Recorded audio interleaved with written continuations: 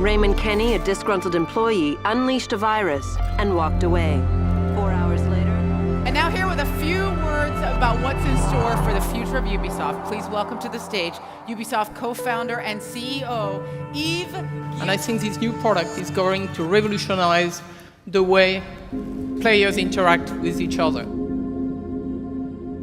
I was standing in the crowd at the Watch Dogs reveal event during E3 of 2012, and I can tell you firsthand that there were a lot of very excited people in the room that day. Everybody would be talking about this game for the years leading up to its controversial launch. But today, few people utter the words Watch Dogs. You rarely hear about it, even though Watch Dogs 2 came out just a few short months ago. So why is no one playing Watch Dogs 2? And did it fail?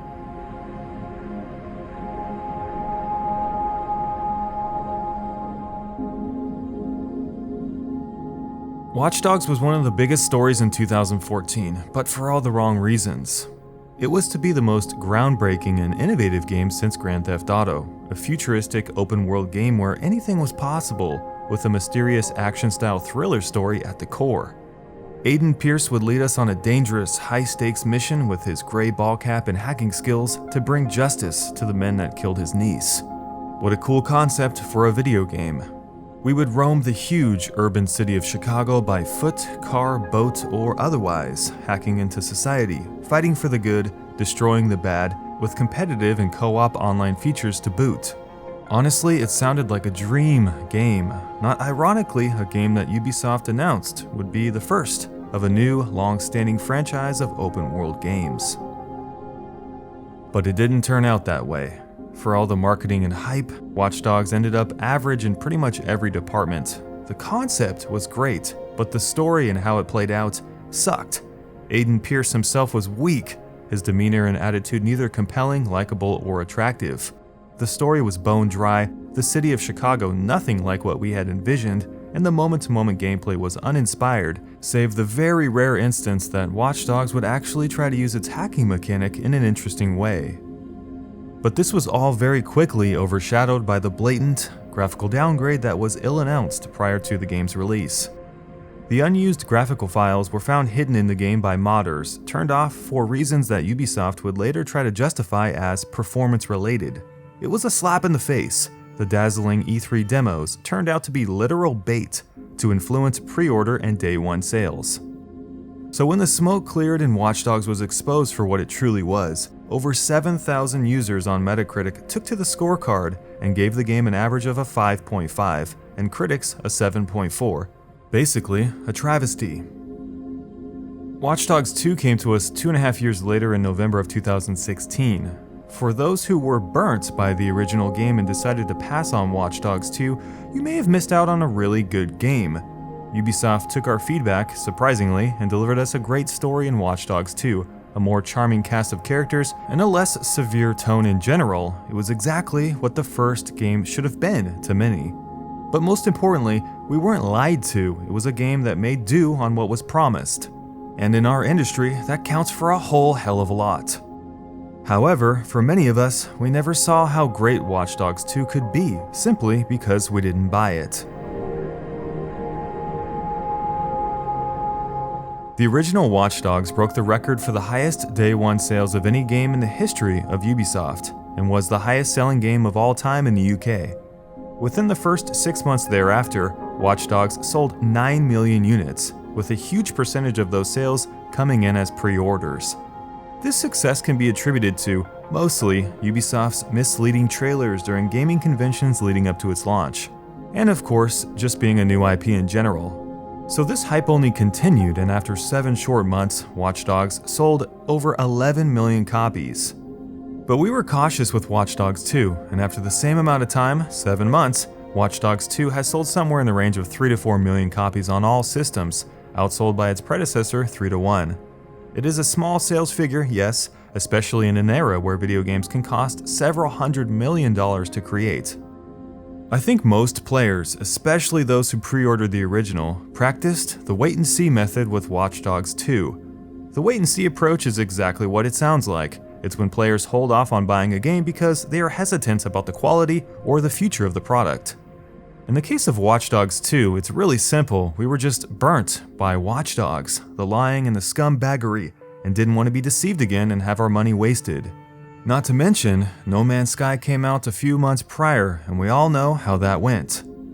So these wait-and-seers decided to wait for reviews, news, patches, or just to see how the player base turned out for fear of buying into a crappy or abandoned product.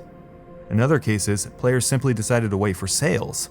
These are the two reasons why the pre-order sales figures for Watch Dogs 2 were far below expectations. However, Watch Dogs 2 was received well, and we can assume that many of those would-be buyers bought the game in the end, down the line at some point at a sale or at full price. For Ubisoft, it meant delayed sales or end sales at a discount. Now obviously, the discounted sales meant that Ubisoft received less money for every game sold, but it was the delayed sales that really hurt the company just as much, if not more. You see, when Ubisoft or any company sells a product and they get the money, it doesn't just sit there, it's reinvested to make more money. Ubisoft has a team of financial experts and investors who do just that, taking revenue, reinvesting it into a portfolio of bonds, stocks, or internal projects to generate future revenues. It's using money to make more money.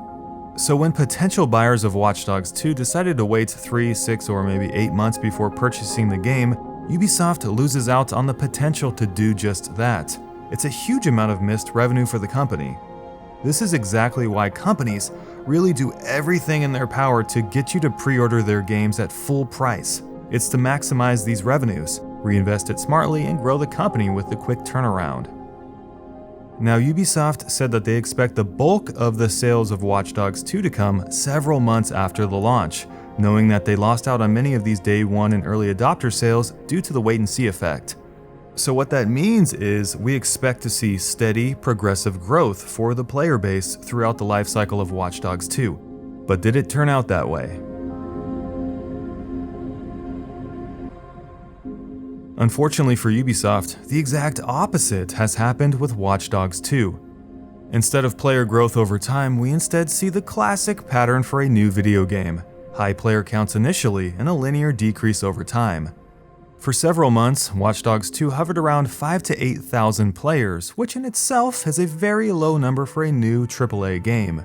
However, we can obviously attribute this to the lower sales figures we just went over, but the fact that the player counts are not rising really shows you that Ubisoft didn't estimate correctly at all.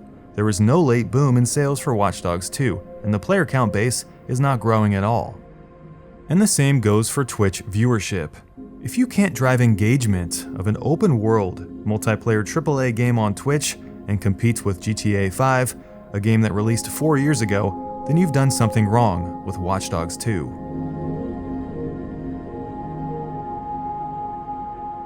And that something is Ubisoft burning the bridge we were standing on, waiting for the release of the original Watch Dogs with trust. The water was murky below, hiding the truth behind the game we were so excited for, only to drown us in chicanery in the end. I think we never fully recovered as a community. We boycotted Watch Dogs 2 in our minds, a great game that maybe didn't deserve that treatment, but Ubisoft sure did. Thanks for watching, guys. If you enjoyed this video, by all means hit the thumbs up button for me and subscribe here for more of our future content. And you guys have an awesome day, and we'll see you in our next video.